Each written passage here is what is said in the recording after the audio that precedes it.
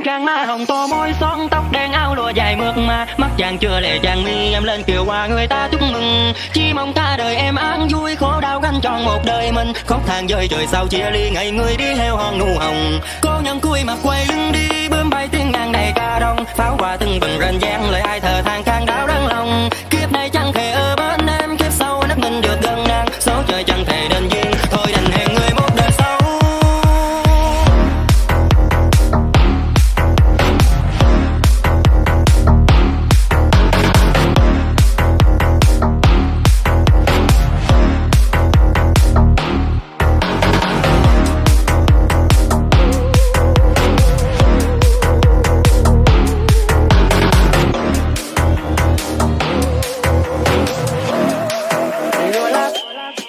Lùa la xa hoa, tiếng vang em ngọc ngà. Em chót đem lòng thương anh mặc bao khó khăn. Còn anh thương em, sắc son chỉ một lòng. Anh ước được cùng em bước qua cầu vòng. Vì mẹ cha thương em, gả em cho một người.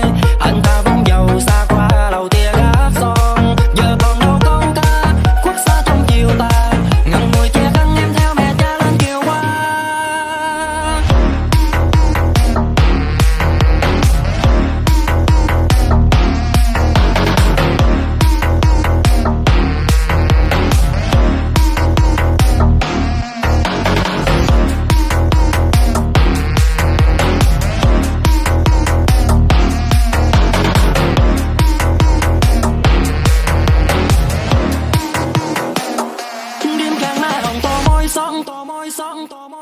Tóc đen áo lụa dài mượt mà, mắt chàng chưa lệ chàng mi em lên kiều qua người ta chúc mừng. Chỉ mong cả đời em an vui, khổ đau gánh trọn một đời mình. Khóc than dơi trời sao chia ly, ngày người đi theo hòn nụ hồng. Cô nhân cúi mặt quay lưng đi, bướm bay tiếng ngàn đầy ca đông. Pháo hoa từng bừng rền vang, lời ai thờ than khang đau đớn lòng. Kiếp này chẳng thể ở bên em, kiếp sau nấc mình được gần nàng. Số trời chẳng thể nên duyên, thôi đành hẹn người một đời sau.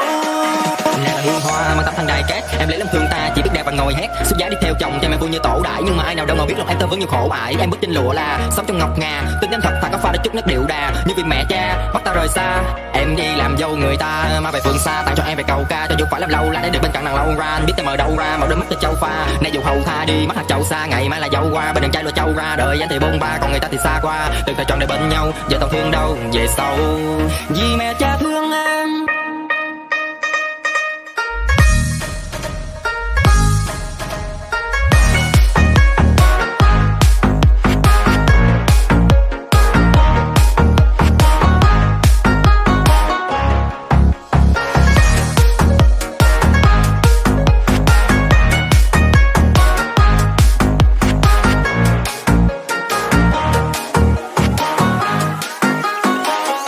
Đêm trăng má hồng tô môi son.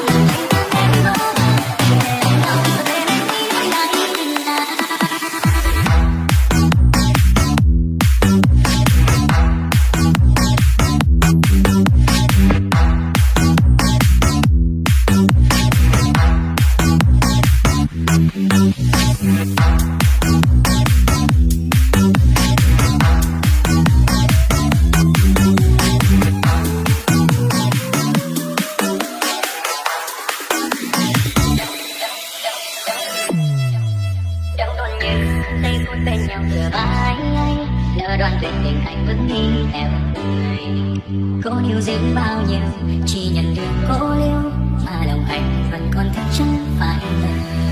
Mặc tình anh không phải yêu thương người chẳng gió mây, dặn lòng cố xóa hết tâm tình mà có được đâu.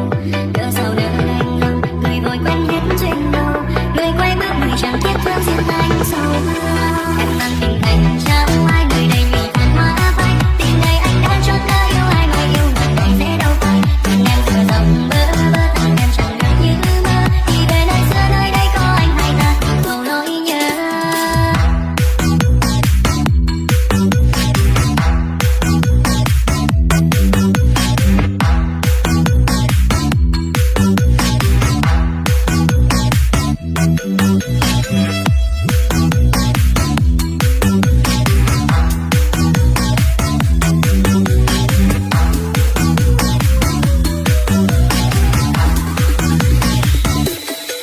Trời sinh ra